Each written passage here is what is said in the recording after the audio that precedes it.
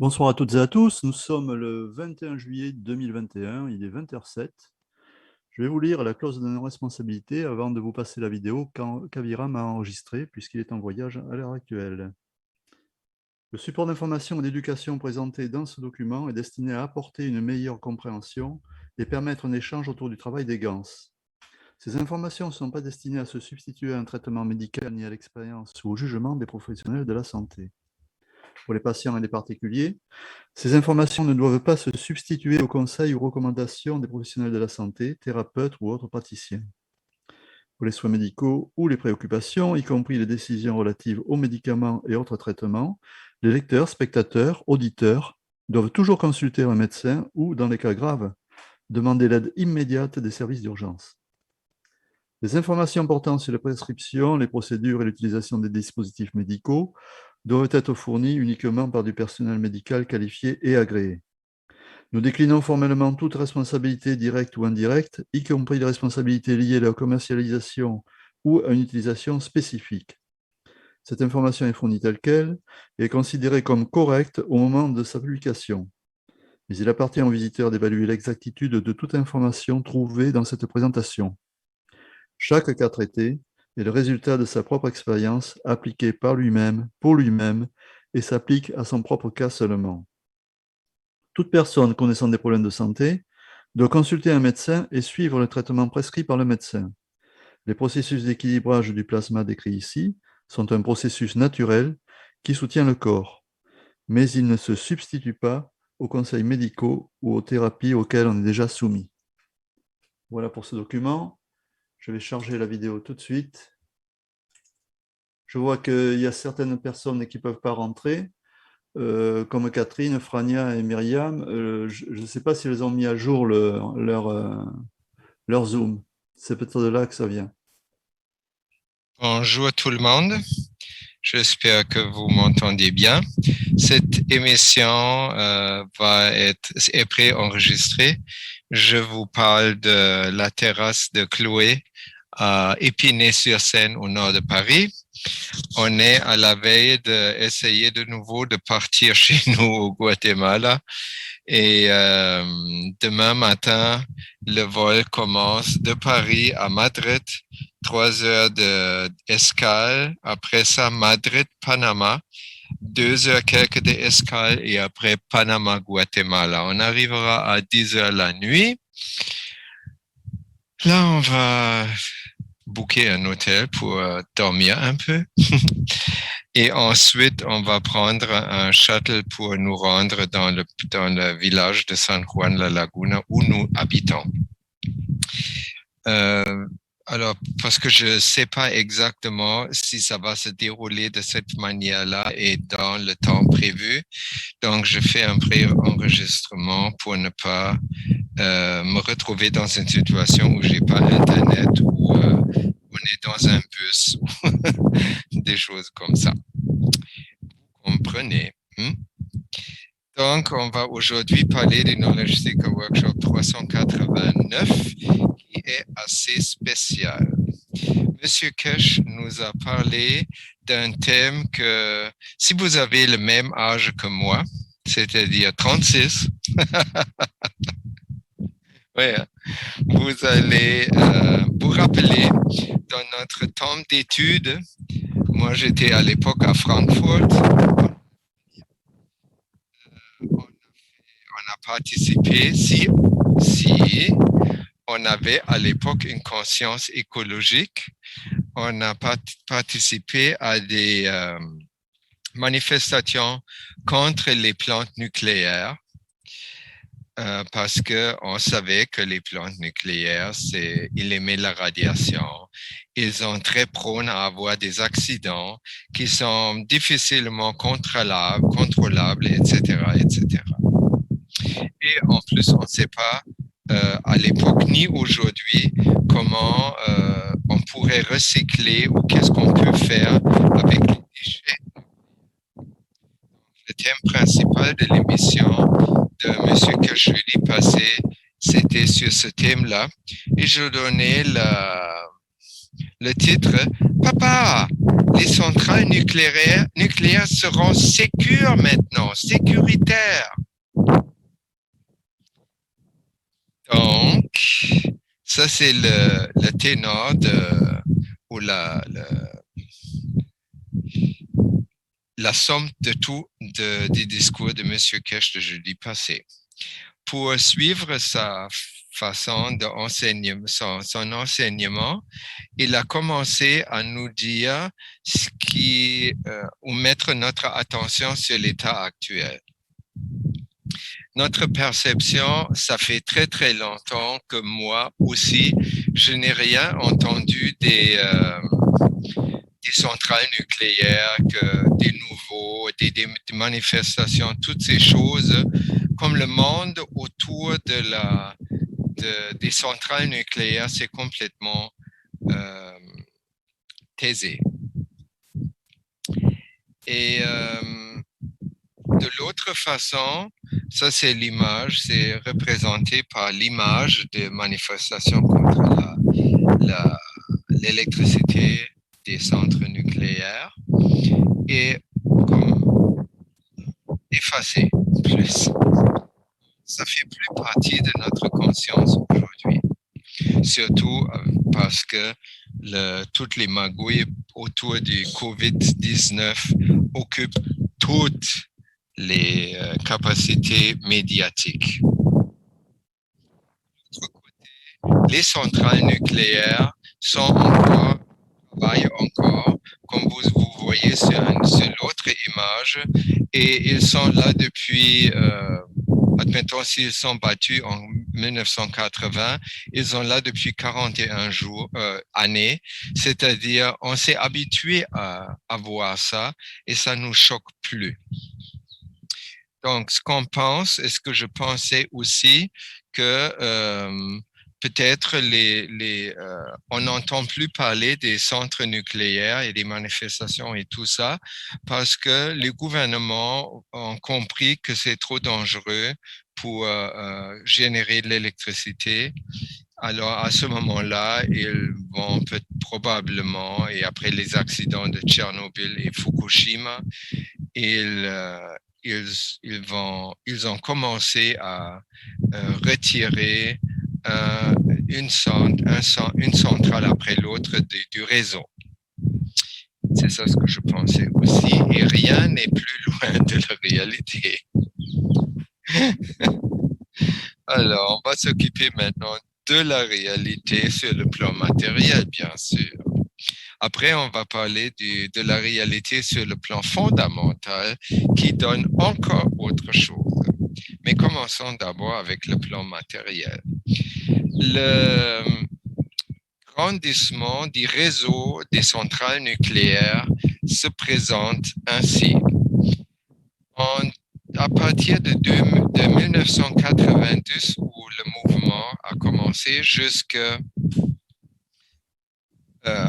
autour de ce temps-là, il y avait comme une frénésie de bâtir des centrales électriques dans très peu de temps. 84 centrales étaient bâties dans le monde entier. Dans la période entre 70 et 84, il y avait tout à coup 407. Et ce chiffre est un peu stagné, c'est-à-dire entre 1984 et 2020, ça a juste augmenté de 37. Par contre, cette année 2020, selon les informations de M. Kesh, en 2021, 55 nouvelles centrales nucléaires sont en construction. Donc, il y a un nouveau boom de construction et c'est pas médiatisé et il n'y a pas de mouvement qui conteste ces constructions-là qui se fait entendre non plus. Donc, pour ça, je ne savais pas ça non plus. Ensuite, les coûts de construction, c'est aussi intéressant. Ils ont augmenté 10 fois depuis 1970, pardon. Maintenant, une centrale nucléaire conventionnelle coûte 13 milliards de dollars US. Donc, de bâtir des centrales nucléaires, c'est très bon pour le BNP, pour le résultat brut de la production d'un pays. La génération de l'argent, ça va très bien dans ce cadre-là. De l'autre côté, nous ne savons pas contrôler les effets à long terme. Nous, ça veut dire la science conventionnelle, la science orthodoxe. Le potentiel de destruction est aussi très grand. Dans les enseignements de Grigory Grabovoy, Hélène Laporte nous a partagé un événement dans lequel je ne me rappelle pas quand ça avait lieu, mais Grigory Grabovoy a efficacement normalisé une centrale de Roumanie, à Belgrade, je pense, qui était juste avant de s'effondrer pour faire un meltdown. C'est un GAO, la plus grande catastrophe prévisible. Et donc, c'est encore possible. Fukushima et Tchernobyl, c'est encore dans notre mémoire. On se rappelle bien.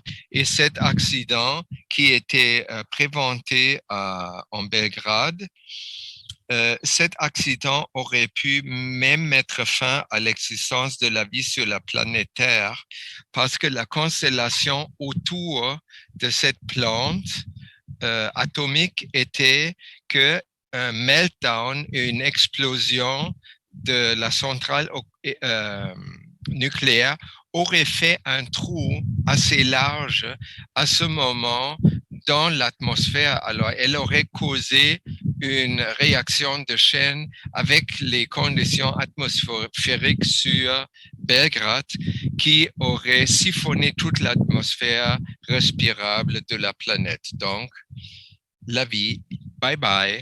Et grâce et un grand merci à Grigory Grabovoy qu'il a réussi à nous ne pas faire vivre ça. Le dernier point, vous savez probablement aussi que tous les pays qui ont des centrales nucléaires qui fonctionnent sont théoriquement et aussi pratiquement capables d'utiliser le plutonium qui est utilisé pour les bâtons de réaction, de les transformer en armement nucléaire également. Donc, ça, c'est pas contrôlé non plus. Au même temps, et ça c'était l'argument qui nous a comme coupé la parole toujours, ou qui nous a convaincus, c'est notre consommation d'énergie. La consommation per capita, j'étais très surpris de lire ça aussi, a doublé depuis les années 1950. Aujourd'hui, mondialement, chaque des êtres humains consomme 20 mégawatts-heure par an. C'est énorme. Et c'est clair, les pays tiers-monde, leur consommation en électricité est beaucoup moindre que les pays industrialisés avec chauffage, air conditionné, les voitures électriques comme on a appris dernièrement et blablabli, blablabla. Beaucoup fonctionnent sur l'électricité et de cette manière-là, on a aussi beaucoup notre consommation électrique est très, très importante. Et dans les années 70-80, où on a fait des manifestations, on n'était pas prêt à serrer notre ceinture pour la consommation électrique. Et ça, c'était un des arguments majeurs. Si vous voulez manifester, on ferme les centrales nucléaires, vous allez avoir des coupures d'électricité comme les tiers-mondes à chaque jour, entre 3 heures et 10 heures le soir. Vous aimeriez ça? Non. Bon, taisez-vous. Alors ça, c'est pour la situation actuelle. Qu'est-ce qu'il y a comme, là je me suis intéressé et c'était la suite du discours de M. Kesh aussi, qu'est-ce qu'il y a comme alternative, qu'est-ce qu'il y a comme solution pour les centrales nucléaires? Sur le plan de contrôler la façon comment ils fonctionnent, c'est-à-dire de contrôler les centrales, qu'il n'y a plus d'accidents, c'est la science du plasma et la science of Eden qui propose des solutions. Et sur le plan de qu'est-ce qu'on peut faire avec les déchets radioactifs de ces centrales nucléaires, on a même 3 propositions. Anastasia en a fait une. Dans ses livres, elle a dit, écoutez, vous regardez que la radioactivité est un poison pour toute la vie sur la Terre. Ça, c'est vrai. Et on sait aussi que, comme le proverbe latin le dit, venum est solo est, je me rappelle pas le nom, mais la dose du venin, la dose fait le venin, c'est ça. C'est-à-dire une certaine quantité de rayons radioactifs qui nous font tort à notre santé. Et ça veut dire aussi que tous en deçà de cette limite-là n'est pas nocif et peut-être même bénéfique. Et Anastasia sait ça, pour ça, elle a proposé que toute la masse des déchets radioactifs devrait être ou pourrait être partagée parmi toutes les familles qui habitent la Terre. Il y a beaucoup parce qu'on a 8 milliards d'habitants et peut-être 1 billiard de familles. Donc, si on divise cette masse de déchets atomiques nucléaires parmi toutes ces familles-là, et chaque famille enterre cette minuscule quantité de substances radioactives dans leur jardin, elle a dit ça va même aider la Terre ou la nature de proliférer. Elle n'a pas expliqué comment ça fonctionne, donc je peux pas vous aller avec vous dans plus de détails par rapport à Anastasia. Et je vais le pas plus prochain. La technologie prochaine, c'est la technologie de la science d'Eden proposée par Grigory Grabovoy. Elle a comme 2 grands volets. Il y a dans la technologie évolutionnaire de Grigory Grabovoy un grand volet qui s'occupe de prévenir aux catastrophes. Alors, ça va, ce que j'ai déjà vous mentionné, avec la centrale nucléaire en Bucarest. Je vous ai partagé la dernière fois ou l'avant-dernière fois que les étudiants de Grigory ont efficacement prévenu à une collision d'un météore, un énorme météore ou un comète avec la Terre. Et ça peut aussi être une autre fois, Grigory, il était dans un avion et un moteur a flanché, ou les moteurs a flanché, je ne me rappelle pas.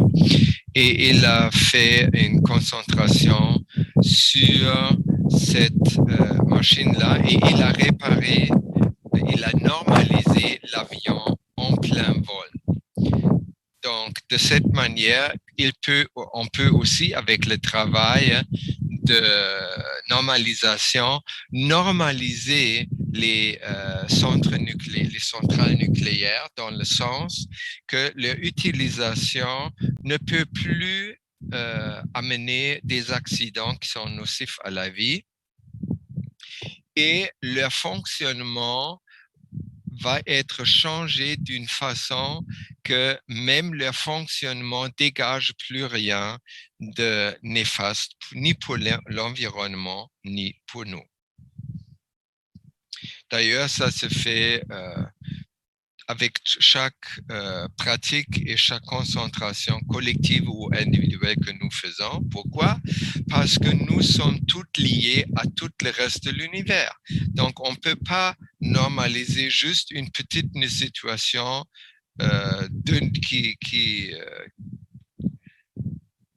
qui nous dérange personnellement. Au même temps, quand on fait une pratique sur un thème très précis ou un projet très précis de cette façon, au même temps, on agit toujours sur le plan universel pour améliorer, par exemple, les centrales nucléaires qui font partie de la conscience collective, de toute évidence. La troisième voie de contrôler les centrales nucléaires, c'est celle-ci que M. Kesh a proposée jeudi passé. Et maintenant, on va aller plus en profondeur comment ça fonctionne. Pour comprendre bien comment ça fonctionne, c'est bon de se rappeler 2 ou 3 incidents.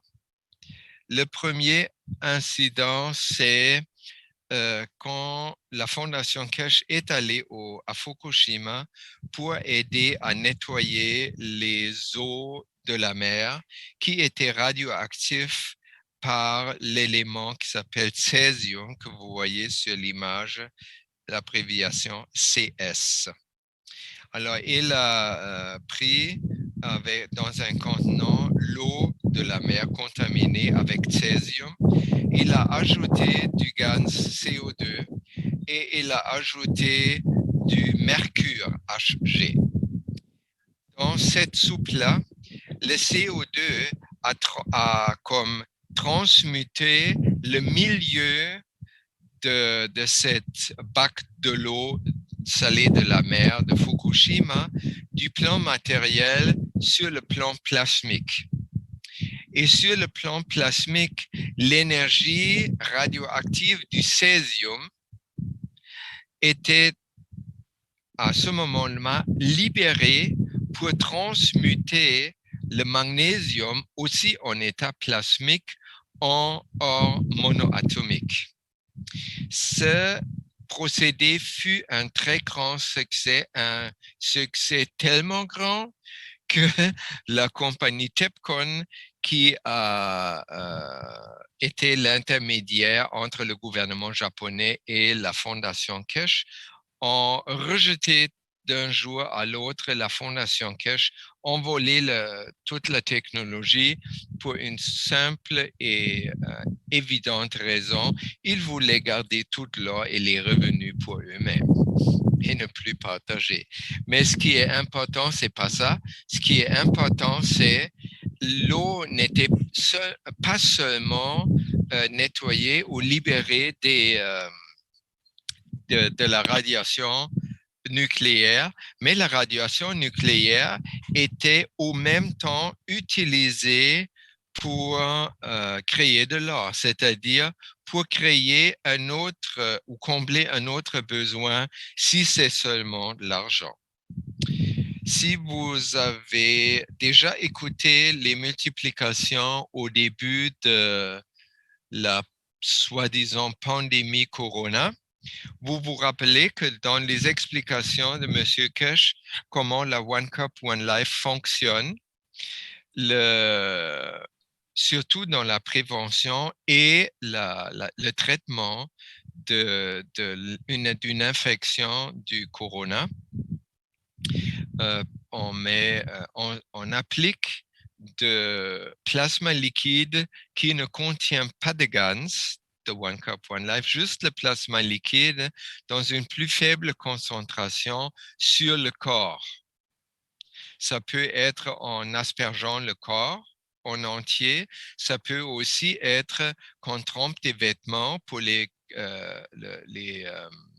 mutations du corona qui affectaient les intestins, les muscles, etc. après. Il ne fallait pas asperger, mais ça prenait une réaction plus étendue dans le temps, c'est-à-dire on trempe des vêtements comme un pyjama dans l'eau plasmique diluée, on met ça sur le patient qui est infecté, le plasma dans les vêtements, qui est une concentration plus faible que le virus va déployer son énergie dans ce plasma-là, parce que le plasma, suivant la première loi plasmodynamique, le plus fort nourrit toujours le plus faible. Et à ce moment-là, il déploie son énergie dans le plasma. Et l'énergie ne reste pas dans le plasma, mais elle peut, à ce moment-là, l'énergie est comme découplée du virus. C'est pas le virus en termes que tel, comme une menace sur le plan physique qui est transférée, seulement son énergie. Et cette énergie qui est contenue dans le plasma, c'est-à-dire dans le pyjama mouillé, qui est collé à la peau, à ce moment-là, cette énergie, elle est plus faible que le virus, mais elle est relativement plus forte que les cellules qui étaient endommagées par le virus auparavant. Vous me suivez?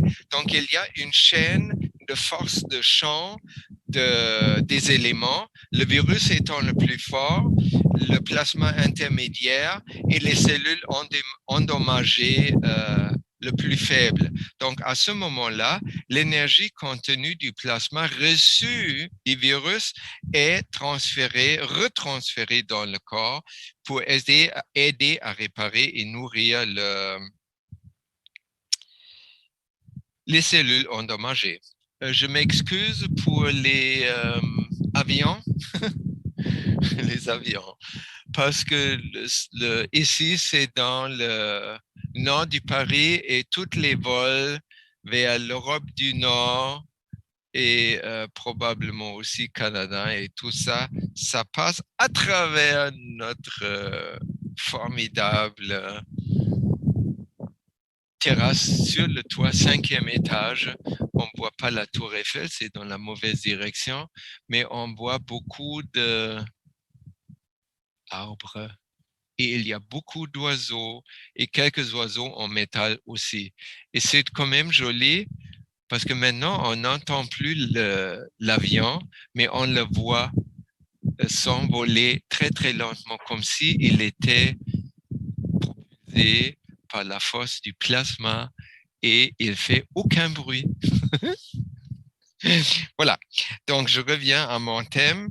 Ça, c'est bon à comprendre de toute façon parce que le plasma ne répare pas juste un truc comme on pense toujours avec la médecine conventionnelle. On prend des pilules parce qu'on a un mal de tête ou on a un débalancement de substances dans notre corps, oligo-éléments. On prend des suppléments pour contrer cela et pour rétablir la santé. Et souvent, avec si c'est des suppléments, ça peut se passer bien. Et si c'est des médicaments, la chance est qu'il y a des effets secondaires néfastes aussi. Donc, c'est le contraire de comment fonctionne le plasma. Vous avez vu, le plasma non seulement réétablit l'équilibre qui était perdu dans la maladie ou dans un débalancement dans l'environnement avec l'eau radioactive, mais elle donne tellement plus gratuitement. Et si vous avez suivi la biologie profonde ou l'écologie profonde, vous savez probablement que chaque élément naturel qui existe sur notre planète produit 6 fois plus qu'elle a besoin, cette unité. Exemple, des haricots. Les haricots que nous mangeons sont des fixateurs d'azote dans le sol. Donc, ils sont capables de prendre l'azote de l'air, de le fixer chimiquement ou biologiquement dans des petits globules à leurs racines et ensuite, eux, ils en profitent pour faire les haricots et ils laissent profiter aussi par le réseau des mycéliums, c'est-à-dire des champignons sous terre, pour partager le 6 fois plus de nitrogène qu'ils produisent, qu'ils n'ont pas du tout besoin pour autres plantes. Pour ça, ça fonctionne qu'on met des haricots, on les plante très proches d'autres plants comme la salade ou les concombres ou les tomates même, parce qu'ils encouragent l'environnement, surtout feuillu, parce que ça prend beaucoup d'azote. Donc, la nature fonctionne comme ça. Et ça, c'est comme c'est un deuxième niveau, une preuve que le plasma est un procédé naturel à 150%, parce que ça a les mêmes caractéristiques que tous les éléments vivants sur notre planète. Et si vous passez par cette brosse-là, ou cette peigne-là, les technologies humaines, vous allez probablement pas trouver le même taux de succès.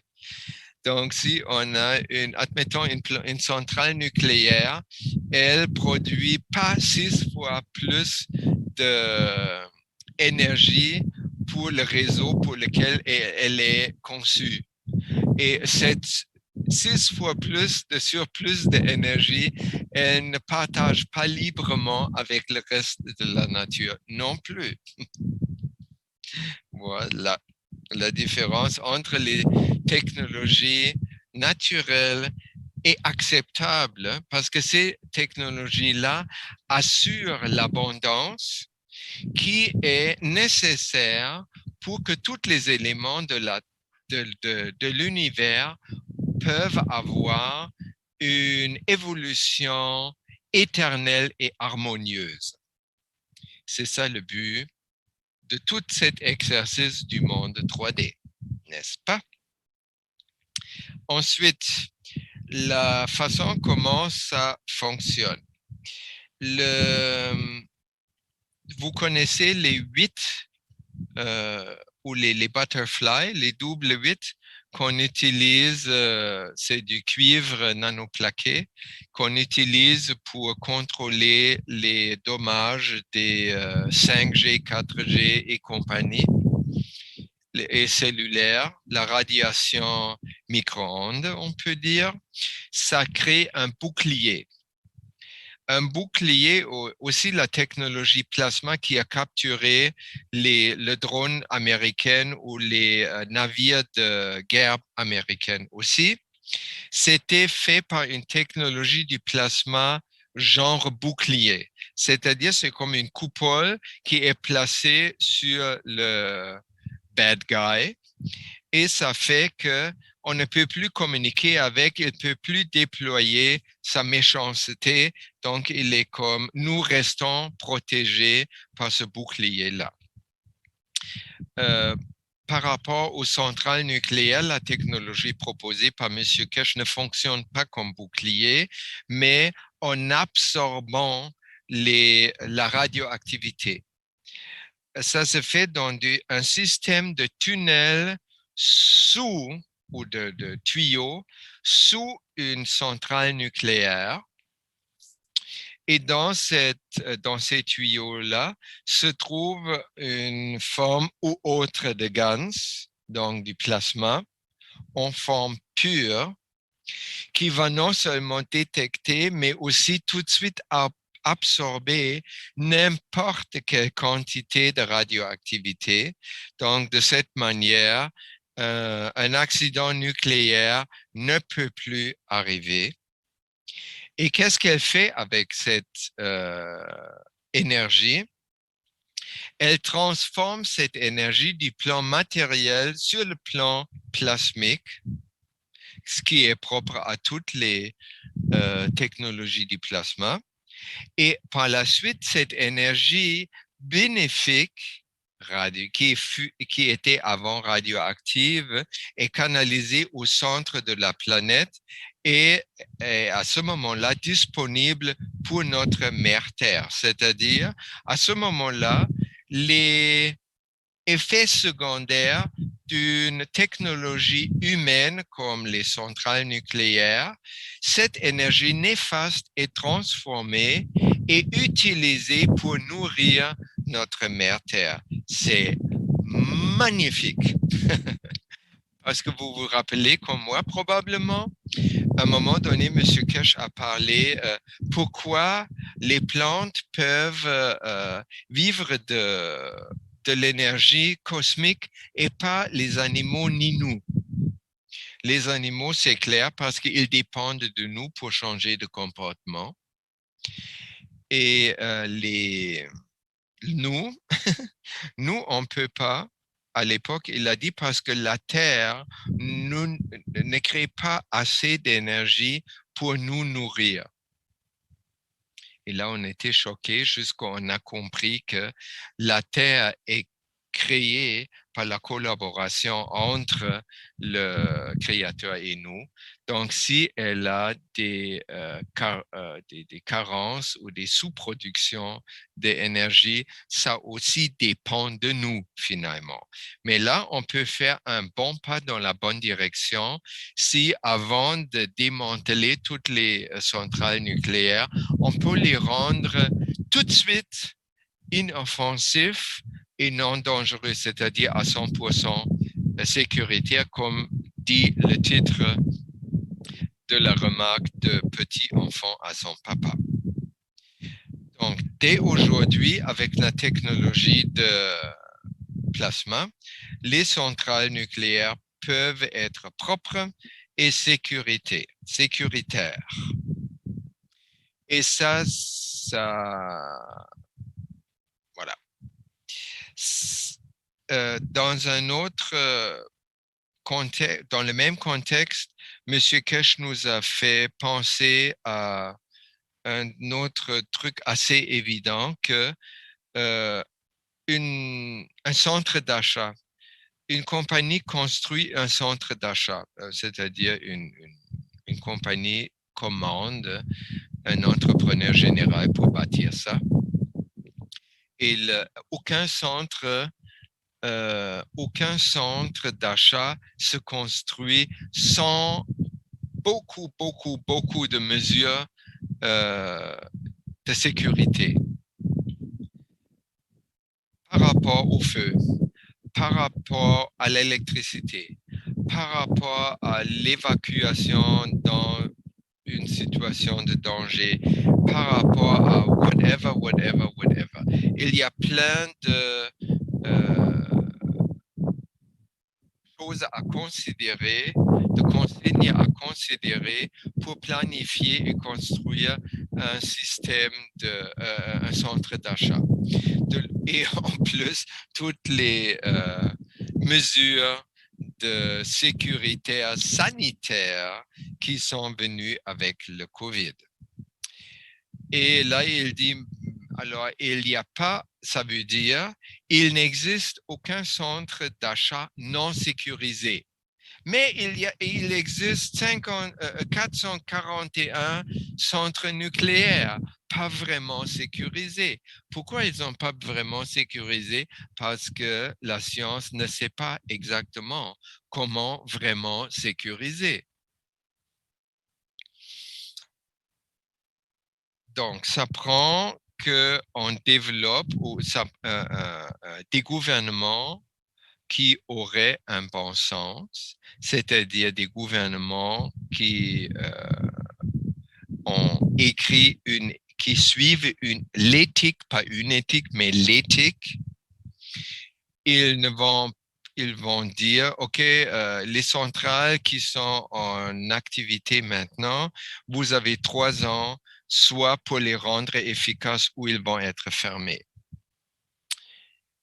les nouveaux, ça doit être selon les normes qu'il n'y a pas d'accident possible ou il n'y a pas de permis pour les construire.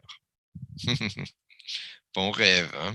C'est un rêve, d'ailleurs, un rêve impossible sans la technologie de Grigory Grabovoy ou la technologie de la Fondation Keshe.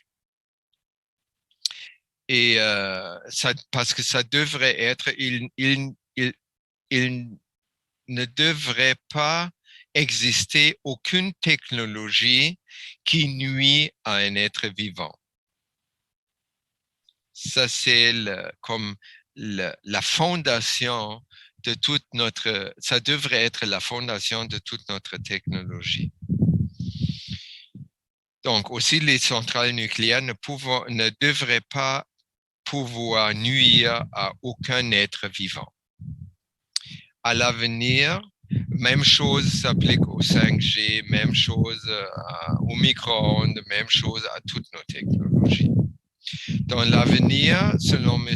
Keshe, la même technologie, parce que va être utilisée dans le voyagement dans l'espace et naturellement ou en effet secondaire, supprimer toutes les armes nucléaires, parce que de toute évidence, je ne l'ai pas encore mentionné, parce que dans le contexte de M. Keshe, c'est très évident, on ne peut pas utiliser cette technologie si on ne signe pas le traité de la paix. Parce que le traité de la paix, c'est la base de tout. Et en fait, on ne peut pas utiliser cette technologie si on n'est pas devenu un être paisible.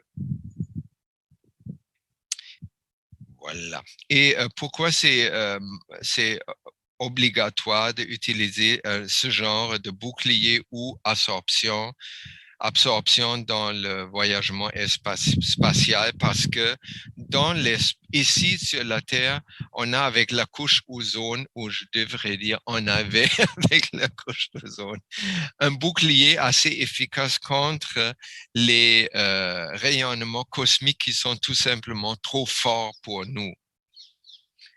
Dosis la facit venenum, là je me rappelle bien. Voilà, donc dans l'espace, on ne peut pas amener notre atmosphère, donc on a besoin de se protéger contre les rayonnements cosmiques qui voyagent sans obstacle dans l'espace libre. Oups. Ensuite, M.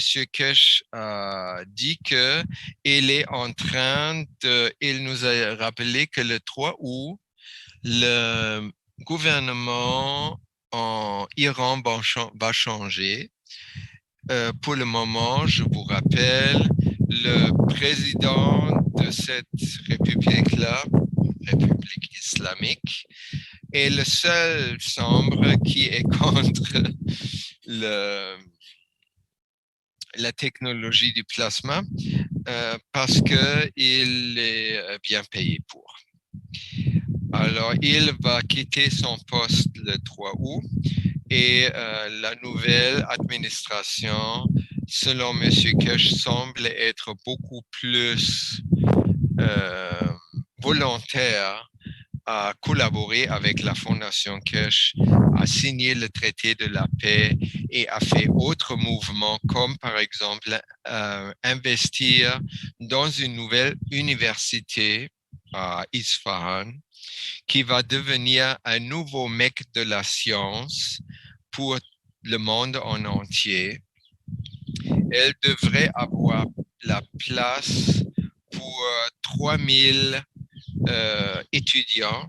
Les étudiants, ça va être knowledge seeker ou ça peut être des scientifiques qui veulent expanser leurs connaissances pour être vraiment capables de vivre la transition. Et tout ça dans le cadre que il a comme exprimé, comme vous Vous voyez ça sur la citation très, très drastiquement. Il a dit aucune nation ne devrait être supérieure à une autre simplement parce qu'elle peut tuer plus que gens qu'une autre. Ça, c'est vraiment le cas aujourd'hui. C'est ça l'hierarchie entre les nations. Cette hiérarchie est proportionnelle à leur capacité de tuer des êtres humains, la vie. Ils devraient être là pour protéger leur population, par contre, et pour garantir le développement harmonieux éternel de chacun de leurs membres. Je dis l'Iran, nouvelle mecque de la science, parce que l'Iran l'était déjà. Si vous avez lu les romans de Noah Gordon, comme le médecin, ça joue en Angleterre.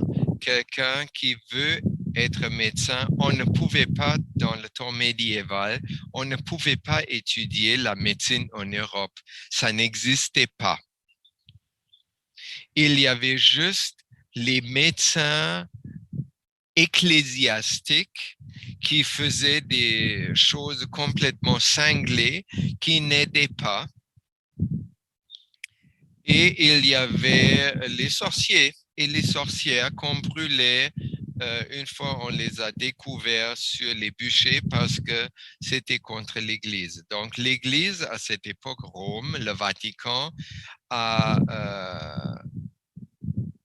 donné pas permission pour l'évolution des sciences, aussi des sciences, aussi dans le domaine de la médecine. Alors, si tu n'étais pas, opérait pas sous le contrôle ou le pouvoir de l'Église, tu ne pouvais pas aider la santé d'un autrui. Alors, tu ne pouvais pas être compassionné. C'était interdit à peine de mort. Et aujourd'hui, c'est pas la peine de mort, mais par exemple, vous vous rappelez, chaque fois qu'on fait une multiplication, même la fondation, quand je fais une multiplication, ils doivent lire life, on appelle ça clause de non-responsabilité ou décharge, mais en fait, on va au genou, on fait une genuflexion devant YouTube, devant la fraternité des médecins et l'industrie pharmaceutique. Aviram, dis pas des choses comme ça, c'est provoquant. Mais ça, ok, je dis pas. Je veux pas être brûlé sur un bûcher. Mais à l'époque, un Anglais, il a compris, il a dit oui, je peux. Les Juifs, c'était les seuls qui pouvaient voyager. Donc, il a rencontré un médecin qui pouvait guérir son maître qui était aveugle à l'époque, qui est devenu aveugle. Il pouvait le guérir avec la vraie médecine. Alors lui, il a dit, je veux apprendre ça. Il a fait tout le périple de l'Angleterre à travers la France, à travers le Moyen-Orient, comme genre Istanbul et compagnie, pour se rendre à Isfahan, qui à l'époque était la capitale de la Perse qui s'appelait Perse à un moment donné, et c'est juste aujourd'hui que ça s'appelle Iran. Et les romans, ça dit comment la vie était à l'époque, et c'est vraiment très bon à lire. Donc, ça veut dire la Perse a déjà une tradition de ne pas compromettre les sciences ou la même chose, la liberté de penser pour soi-même,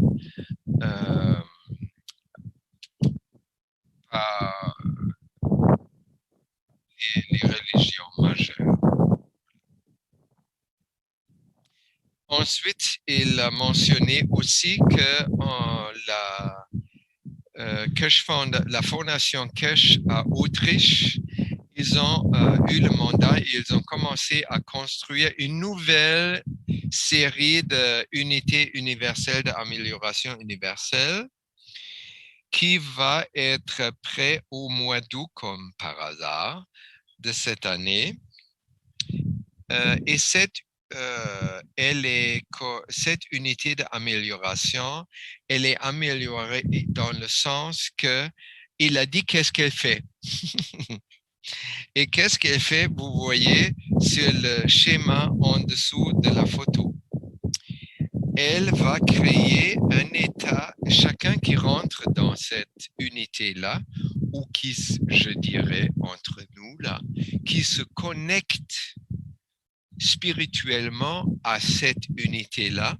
C'est une technologie qui était proposée par Rick à l'époque.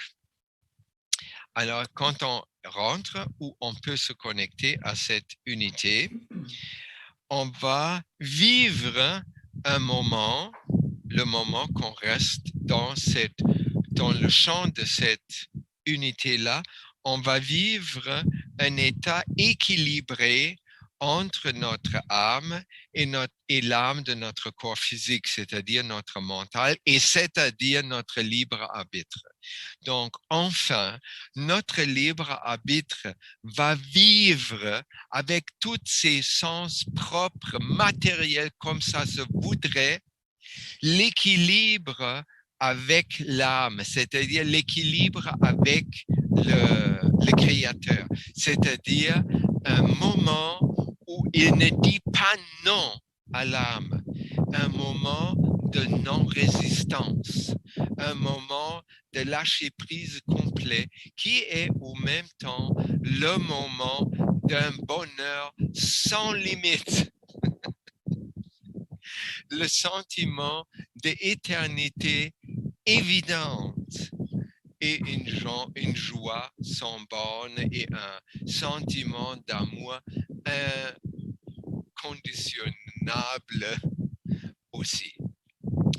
Et vous savez, quand on a fait une seule fois, M. Kirch a dit ça à beaucoup de reprises, si vous l'avez, cette expérience, si vous êtes capable, le libre arbitre de chacun reste pareil. On peut se blinder contre l'expérience. Tout simplement, on veut rien savoir, on n'y va pas. Bon, mais une fois, on a la moindre envie d'y aller, ça serait vraiment la bonne chose à faire. Et là, on va vivre un moment de cet équilibre qu'on a juste vécu dans cette béatitude dans le ventre de notre maman.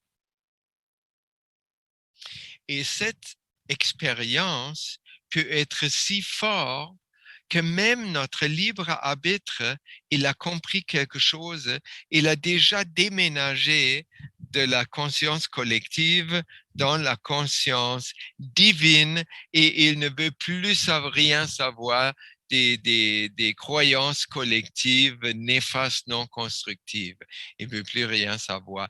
Il veut consacrer tout son pouvoir, toutes ses capacités à servir avec le plus grand plaisir l'âme.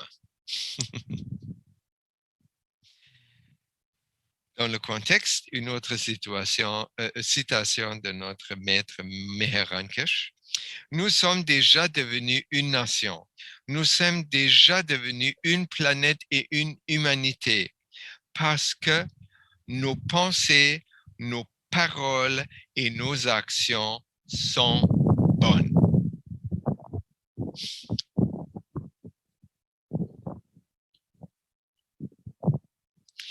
Et alors cette nouvelle unité, elle amène aussi, après, on ne peut plus faire des actions qui ne sont pas inscrites tout naturellement dans le salut global.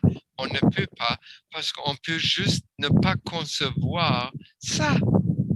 On peut que penser dans un cadre de salut global. Pourquoi? Parce que mon bonheur individuel, total, prérequis le bonheur de tout. Je ne peux pas être heureux complètement si je vois aussi longtemps que je vois de la misère dans n'importe quelle forme elle peut exister. Donc cette expérience de unité, amélioration universelle donne un changement climatique. Parce que de plus en plus de gens qui vont se connecter ou utiliser cette nouvelle unité d'amélioration, ils vont, par leur connexion à la collectivité que nous sommes déjà une humanité, influer sur la conscience collective. Et ça va changer le climat de notre planète. Pas dans le sens que ça va être trop chaud partout. Non, dans le sens que ça va être le climat complètement parfait pour tous les êtres partout. Et ne me venez pas avec cette pensée, mais oui, mais si ma femme aime le soleil, elle est très comme la femme qui a acheté notre maison, elle aime que ça soit frais. Pour elle, 16 degrés Celsius, c'est idéal. Pour son mari, c'est plutôt 26 degrés. Ça fait rien. Pourquoi ça fait rien? Parce qu'il ne faut pas penser sur le plan matériel. Il ne faut plus penser que pour rendre ça agréable dans une maison, il faut que toutes les gens qui habitent dans la maison adhèrent à la même température idéale. Non. Il n'y a plus de température collective, ni dans la maison, ni sur la planète. Mais chaque être, pour fonctionner optimalement, va avoir la température optimale autour de lui. Bon, tout est résolu et résolu d'une façon absolument individuelle. Plus de bagarres, les enfants. Pour les voyages spéciaux, et Monsieur Kesh j'ai fabriqué une très belle image pour les voyages spéciaux. Je vais garder ça pour les prochaines multiplications parce que ça rend très clairement en évidence le fait les voyages spatiaux par et à la base de notre âme ne sont possibles que si nous évoluons. Hein, vous voyez, c'est l'image. L'auréole autour du corps physique. Néanmoins, M. Kesh a déjà fixé une autre hurrah dans notre fête galactique qui se déroule actuellement dans notre galaxie avec tous les autres membres et âmes qui reviennent sur cette planète pour fêter. Le 6 juin 2022, c'est-à-dire c'est en moins qu'un an, le premier voyage sur la Lune va avoir lieu. Le temps que ça prend pour se rendre de la Terre jusqu'à la Lune, selon M. Kesh, peut être entre quelques minutes et 1 heure, maximal 60 minutes. Mais je ne me rappelle pas combien de kilomètres c'est, mais même si ça prend 60 minutes, on s'en fout, hein, royalement. Parce que si ça prend notre voyage de Paris jusqu'au Guatemala, ça prend soit quelques secondes, soit quelques minutes. Donc, et ça va être une entreprise collective soutenu par l'Agence spatiale intra- et internationale dans laquelle travaillent les Américains, les Chinois, les Indiens, les Brésiliens, les Iraniens, les Allemands, les Français et tout le monde qui voudrait collaborer va collaborer là pour le bien-être de tous. Parce que la Lune, à ce moment-là, elle va se réjouir déjà avant le 6 juin de recevoir des âmes qui peuvent, en interaction avec elle, là, enrichir comme jamais avant, comme nous, une fois qu'on peut mettre pied et embrasser sur la Lune et l'embrasser avec nos bras physiques. Nous aussi, nous allons être enrichis ici par la lumière informationnelle de la Lune. Voilà. Donc, ça, à la fin, M. Kesh a laissé une petite capsule sur les langues et il a dit, il a pris l'exemple d'une femme, une mère chinoise, qui parle très peu anglais. Elle tombe en amour, elle marie un Italien qui parle seulement italien, aucun mot anglais.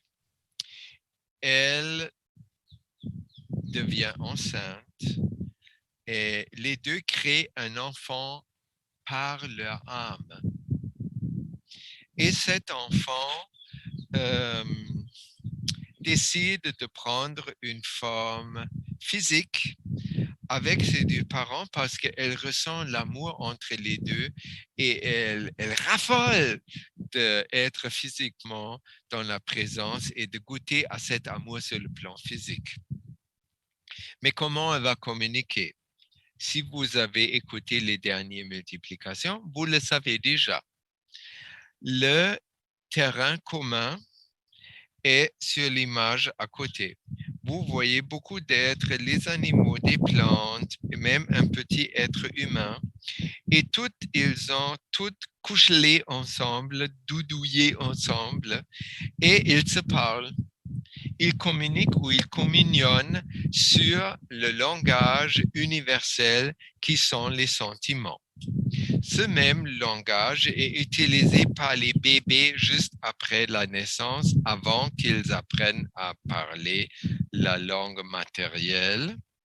Ils sont capables de communiquer et communier avec l'autre et avec leurs parents de cette manière-là, par la langue universelle qui est les sentiments.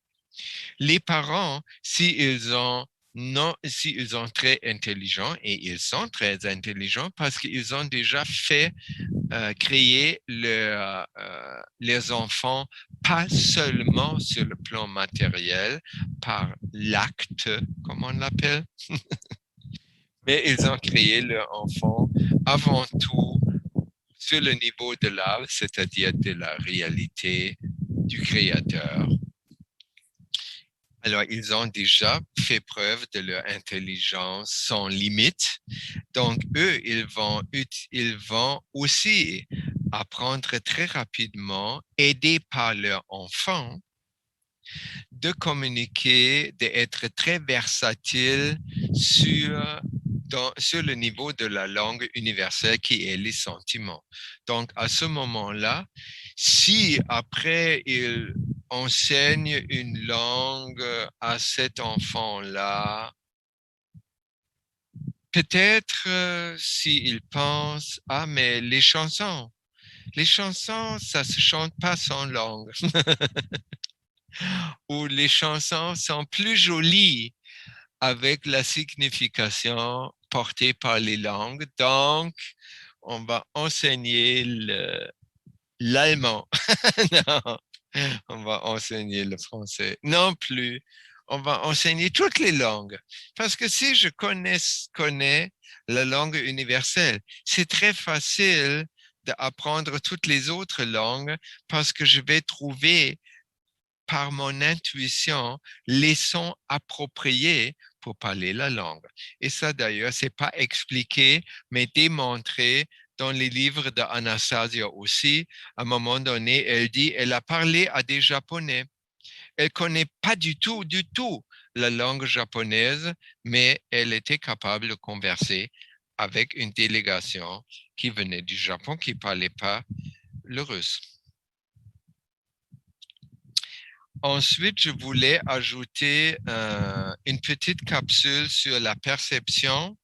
Vous allez comprendre au fur et à mesure pourquoi j'ai mis cette capsule dans cet article-là. Non seulement pour faire l'équilibre entre les deux écoles. Non, je ne veux pas faire l'équilibre entre les deux écoles. Ils sont déjà dans un équilibre parfait parce qu'ils sont tous les deux à la norme.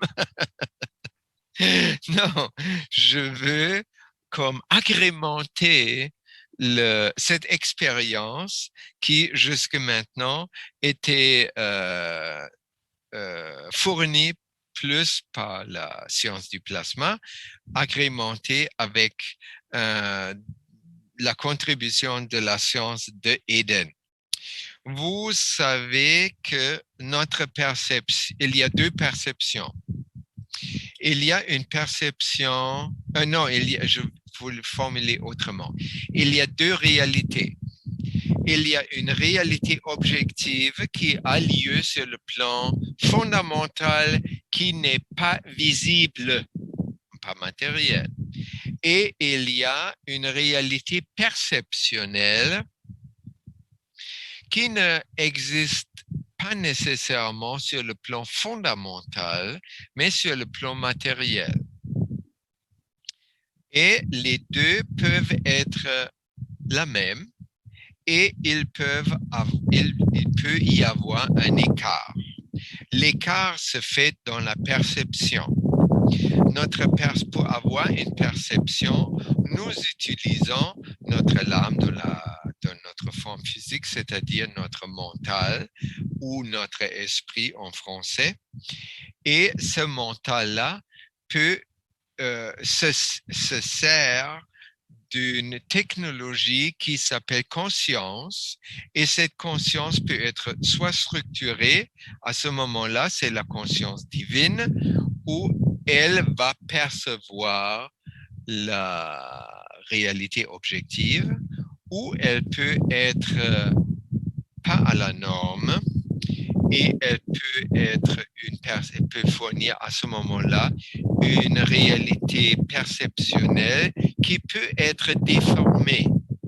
Un exemple, vous vous promenez en Inde à la fin de la journée, c'est le coucher du soleil et vous marchez et tout à coup vous sursautez parce que vous pensez un serpent sur le sol. Là, vous faites un saut par en arrière, mais le serpent ne bouge pas. Et là, vous êtes intrigué encore plus. Vous regardez et vous voyez, ah mais c'était une corde. Je ne pouvais pas. Mais si vous analysez les deux réactions, la première, votre sursaut dit que votre perception, ou somme toute, votre perception d'un serpent est déformée. Parce qu'il n'y a pas de serpent, c'est une corde. Au même temps, ce n'est pas une illusion qui vous ne touche pas, qui n'existe pas. Ça ne veut pas dire que c'est une réalité non existante. Vous avez sursauté. Ça veut dire que c'est une perception valide pour vous. Vous avez eu la réaction de vous protéger contre cette serpent seulement perçu. Et après, votre réaction a changé parce que vous avez corrigé cette perception déformée. Vous avez regardé sans être déclenché. Vous avez vu, ah, c'est une corde. Est-ce que j'ai besoin d'une corde? Non, alors je la laisse.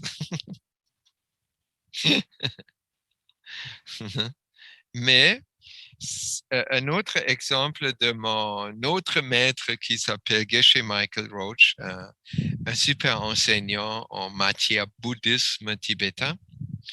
Il a présenté le crayon bleu. Vous avez un crayon bleu. Vous, comme être humain, vous pouvez tout de suite écrire ou dessiner avec ce crayon bleu. C'est-à-dire, c'est une perception valide parce que le crayon bleu, votre utilisation du crayon bleu confirme votre perception. Arrive votre chien. Votre chien voit le crayon bleu. Qu'est-ce qu'il fait? Il a aussi une perception valide. Il va avoir la perception d'un bâton à mâcher. Donc, il va prendre le crayon dans sa bouche. Il va, dans aucune façon, essayer d'écrire ou dessiner avec. Il va mâcher le bâton. Et ça confirme sa perception que c'est un bâton à mâcher ou à mordre. Qui a raison? On peut dire personne, parce que le monde est perceptionnel. Le chien, avec son bâton à mordre, a aussi raison que vous. Il a la même perception valide que vous, vu que cette perception fonctionne aussi bien sur le plan matériel que pour le chien. Donc, ça veut dire que sur le plan matériel, dans les perceptions, sur la réalité perceptionnelle, il n'y a pas de vérité, tout simplement, parce que la vérité se trouve sur le plan fondamental.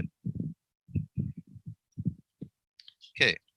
Donc, si j'ai des perceptions qui sont fournies par un mental pas à la norme, qui est non structuré, je peux avoir une perception d'une situation de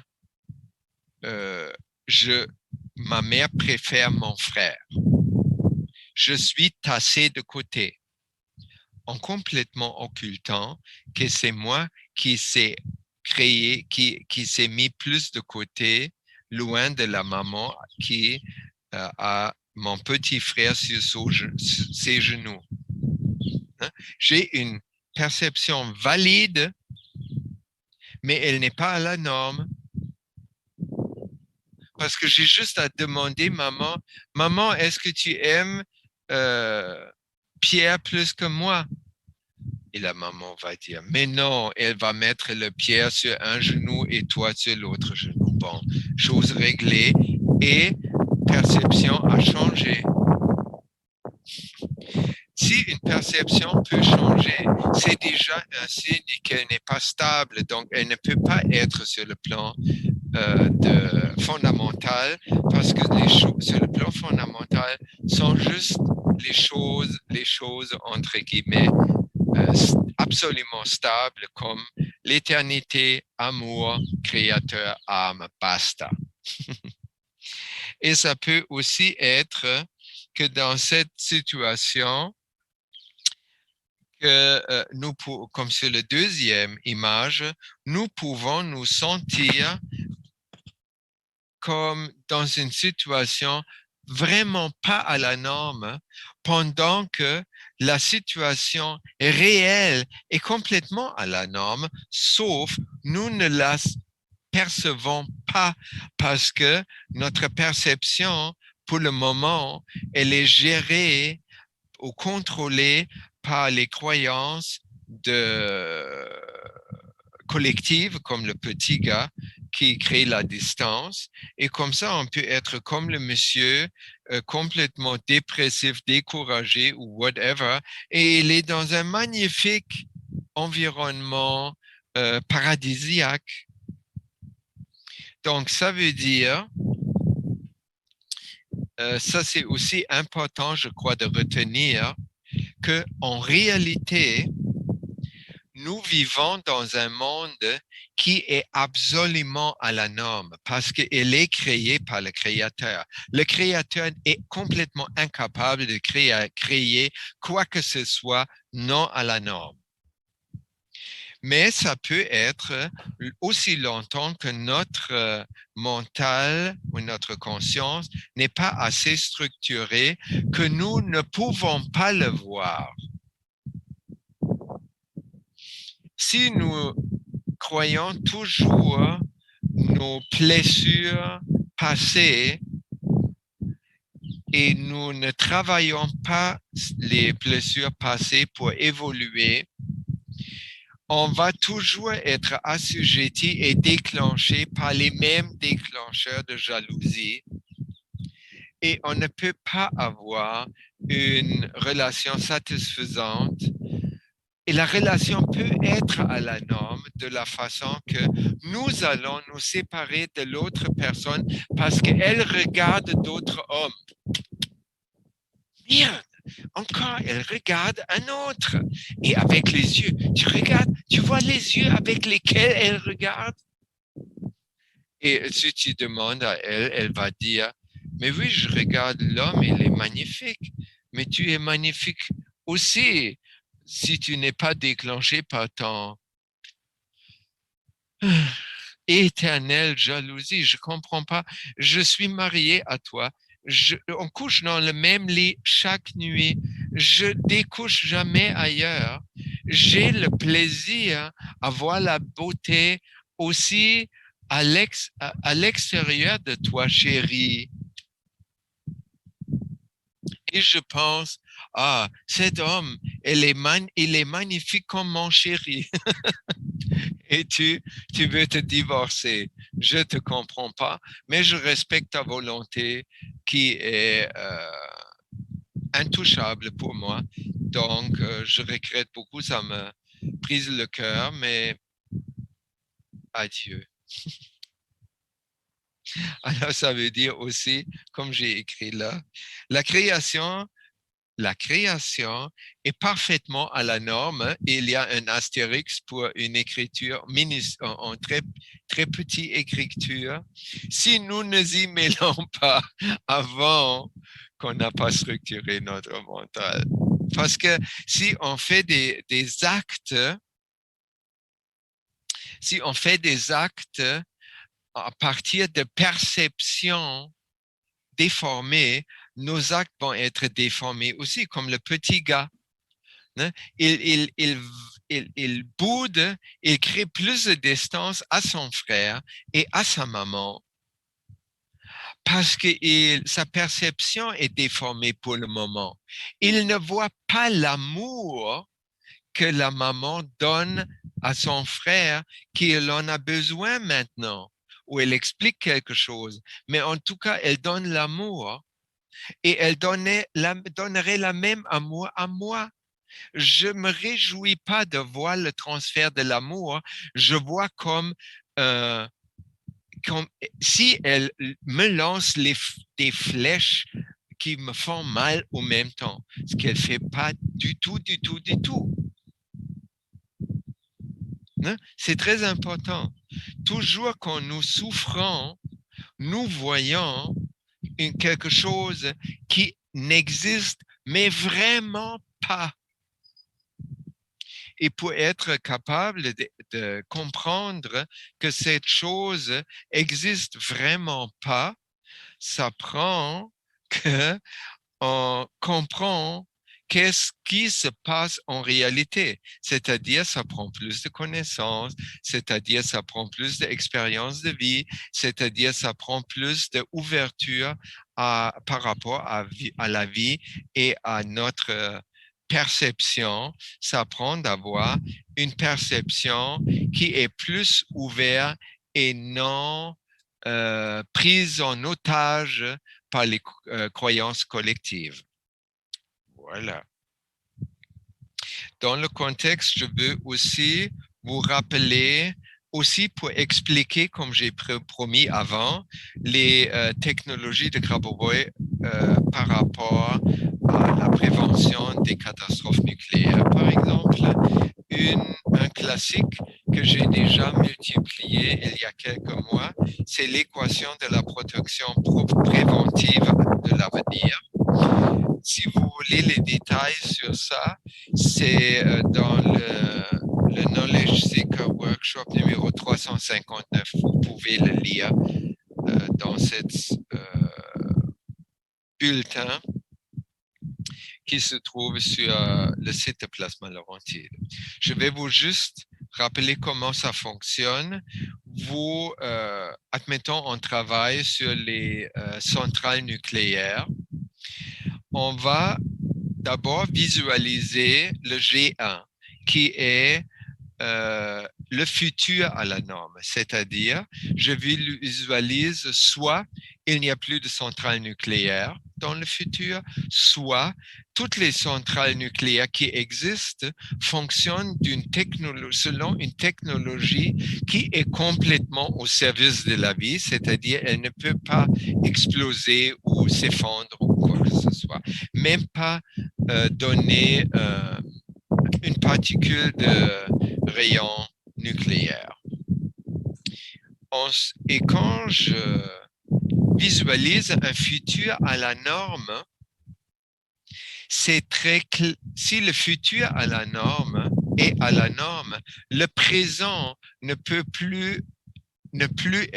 pas être à la norme. C'est-à-dire, si dans le futur existe soit aucune centrale nucléaire, soit seulement les centrales nucléaires qui ne sont pas nocives à la santé, ça veut dire, à ce moment-là, les centrales nucléaires sont en train de changer ou de disparaître. Ça, c'est la deuxième étape. C'est le cas 1i dans l'équation.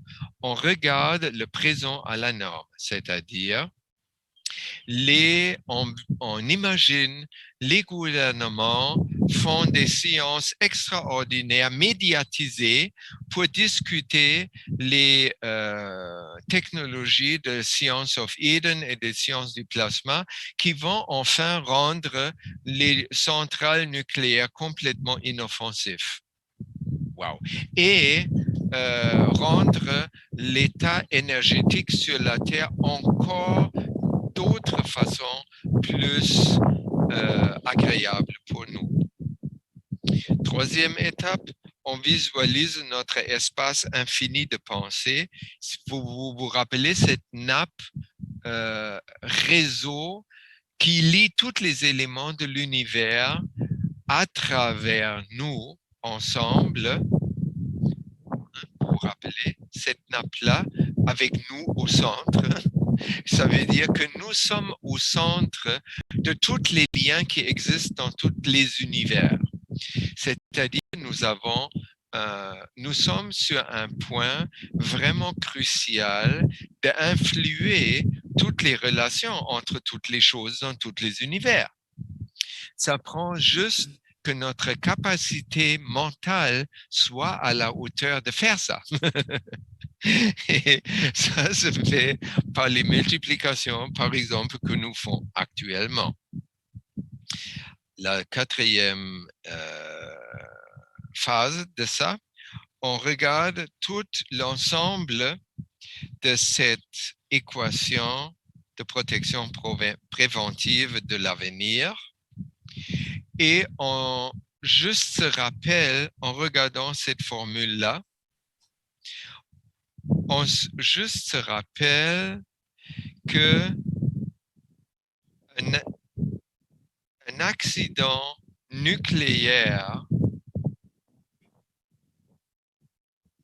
n'aurait pu se produire jamais. Impossibilité. Oui. Et quand on regarde cette formule et on pense ça, on a la même pensée que le Créateur. Et on a la même pensée que les messagers, soi-disant du Créateur comme Jésus, Mohammed, Eckhart Tolle, whoever, qui peuvent ne pas voir.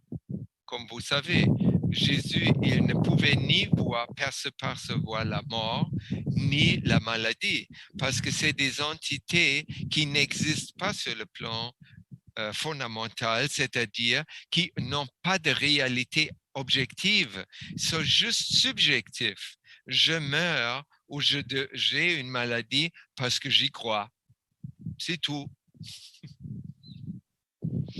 deuxième technologie, une technologie vraiment très simple et super chouette. Ça s'appelle la technologie de la boule de joie. Elle fonctionne comme ça. Vous vous mettez dans un état de contrôle de la réalité. Vous savez comment faire. Vous êtes assis ou couché ou debout, comme vous voulez. Vous êtes très confortable. Votre corps est dans un état de confort extrême. Et vous observez votre respiration qui va et qui vient. Vous vous apercevez de tout votre corps dans une seule impulsion. Vous équilibrez votre état émotionnel juste par votre attention. Vous équilibrez aussi les flux énergétiques dans votre système juste par votre attention. Et quand vous êtes dans cet état, vous visualisez la joie qui est à l'intérieur de vous. C'est pas une joie qui est liée à quelque chose, c'est pas une émotion, c'est un sentiment qui a aucune raison, qui est sans condition, comme l'amour sans condition, inconditionnel. Vous visualisez cette joie. Et quand vous l'avez, vous la ressentissez vraiment, vous la projetez avec votre imagination, vous faites de cette joie une boule de lumière, une sphère de lumière qui peut être comme à 50 cm devant votre poitrine. Et si vous avez un projet, vous projetez ensuite cette boule de lumière dans la direction de ce projet, dans le futur éternel. Vraiment loin, éternel. Donc, elle passe à travers la ligne de temps jusqu'à l'événement de votre projet et encore plus loin, le développement de votre projet et les conséquences et tout ça dans le futur vraiment loin. Et après, vous attendez un peu et vous allez voir, la boule revient. La boule revient et là, c'est intéressant de regarder si elle revient et la boule que vous venez revenir a exactement la même apparence ou pas. Il y a deux choses qui peuvent changer. Une chose, la forme. Elle peut être déformée, croche un peu. Ou sa luminosité peut être diminuée ou augmentée. Augmenter, c'est plutôt rare. La joie à l'intérieur, elle n'a pas changé. C'est juste la perception de la boule qu'on a fait une métaphore comme un symbole, si vous voulez, avec. Elle peut revenir déformée. Si elle revient déformée, ça veut dire le projet, il va rencontrer des obstacles ou ce projet n'est peut-être pas dans votre mission de vie actuelle. Je vais prendre un exemple que Hélène a donné en fait. C'est, imaginez-vous, vous avez un examen et juste la veille de l'examen, vous tapez une grippe épouvantable, 40 degrés de fièvre, le nez gros comme un pamplemousse et vous pouvez rien voir, rien sentir. Vous êtes complètement à plat dans votre lit, vous grelottez. C'est-à-dire, vous ne pouvez pas aller passer cet examen. Vous êtes devenu malade. Alors là, vous imaginez, admettons 1 an avant l'examen, quand vous avez commencé à prendre le cours, dont la fin est justement cet examen, vous faites cette pratique avec la boule de joie, vous ressentez la joie, vous la projetez dans une sphère de joie, vous projetez la sphère dans le futur plus loin que l'examen, et la boule revient et elle a l'air comme Elle est encore lumineuse, oui, mais elle a l'air d'une ballon dégonflée. Alors là, où elle peut revenir, si vous la projetez juste, votre boule, juste au moment de l'examen, alors la fin du cours pour savoir si le cours est bon pour vous ou pas. Elle revient dégonflée, donc non. Mais si vous la projetez, et pour ça c'est important de la projeter très très loin, elle revient et là elle va revenir parce qu'elle est projetée plus loin avec la même luminosité et intacte. Ça veut dire de faire ce cours-là et en accord avec les buts lointains, c'est-à-dire avec votre mission de vie, tout court.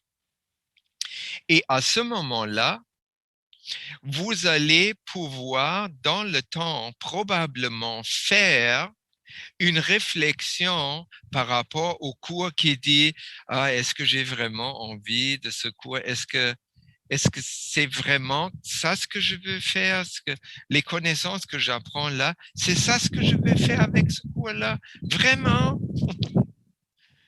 Là, peut-être vous décidez de ne pas faire le cours et vous n'avez pas besoin d'une maladie parce que la maladie, vous voyez, elle arrive juste au dernier moment parce que vous n'avez pas pris le temps justement de faire des réflexions pour vous rappeler, ah oui, il faudrait que je regarde tout ce qui m'arrive dans le contexte de ma mission de vie.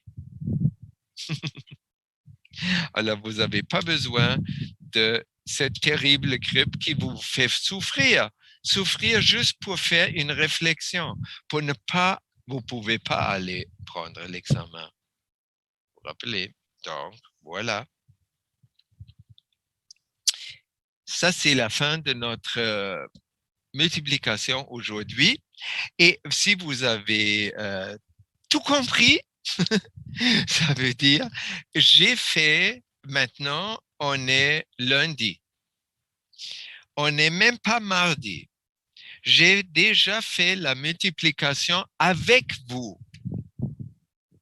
Donc, on était en train de faire, moi j'étais en train de faire une multiplication avec vous après-demain. En plus, plus tard, il est maintenant, je ne sais pas, peut-être 7 heures, quelque chose comme 7h30. Alors même avant 8 heures. Et là,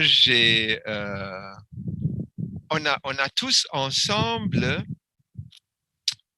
normalisé un moment dans le futur. Donc, on a fait le premier exercice avec l'équation sans utiliser l'équation. Vous vous rappelez aussi avec Grégory, on n'a pas besoin de faire tout à la lettre. Si on a compris le principe, on peut faire selon ce qu'on peut. Admettons, si elle montre le PRK1U et on n'a pas de PRK1U, on peut visualiser le PRK1U ou prendre une photo et faire les mêmes tours. Si notre imagination est full on et puissant, c'est la même. Pour notre âme, au niveau fondamental, l'imagination a la même valeur de réalité que la réalité objective. Parce que tous les deux se font sur le plan fondamental. Voilà. Et comme mon grand merci à vous pour avoir soutenu cette multiplication avec votre attention et votre amour. Je vous envoie une chanson de Madonna. J'ai écrit, ça s'appelle Frozen. En français, congelé, mais congelé. Si je dis juste gelé, ça donne pas de bonne direction. Parce que gelé, ça veut dire drogué au Québec au moins. Donc, j'ai laissé Frozen et j'ai écrit le texte. Et le texte et la vidéo, comment elle est faite, c'est tellement bien fait et c'est une chanson soufie que Madonna chante et c'est la chanson de l'âme. C'est la chanson de notre âme à nous. Quand vous allez l'écouter, si vous comprenez l'anglais, vous allez comprendre. Si vous ne comprenez pas l'anglais, je vous ai mis la traduction française dans le PDF du bulletin. Alors, un grand merci. Paolo a envoyé sa photo. Je vais le promettre, je la mets pour la prochaine fois. Autrement, l'équipe de l'avant-garde conscience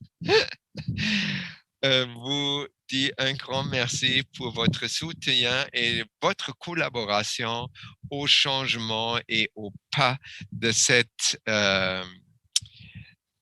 évolution que nous faisons tout ensemble avec même tous les autres membres de nos frères et sœurs de la communauté universelle. Merci, merci, merci.